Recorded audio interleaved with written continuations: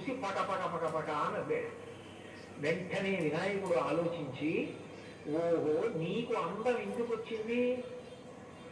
పరబ్రహ్మమైనటువంటి నేను అనుగ్రహించబట్టి. నీకు ఆ విషయం జ్ఞాపకం లేదు. నేను అందగాన్ని అన్న అహంకారంతో నన్ను చూసి వికటంగా నవ్వావు.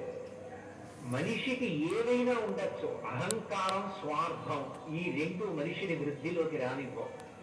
ప్రతిదానికి స్వార్థమే. ఎప్పుడూ ఒళ్ళు కందకూడదు, బట్ట నలగకూడదు, ఏ పని చేయకూడదు. అట్లా బ్రతికేద్దామని అనుకోవడం తప్పు కదా. ఒళ్ళు నలగాలి, చెమట పట్టాలి, సమాజం కోసం కష్టపడాలి, ఏదో ఒక పని చెయ్యాలి. ఏమీ చెయ్యకుండా కూర్చుంటానంటే దానివలన ఎలా శ్రేయస్సు కలుగుతుంది? అది మంచి పద్ధతి కానే కాదు. కాబట్టి నీకు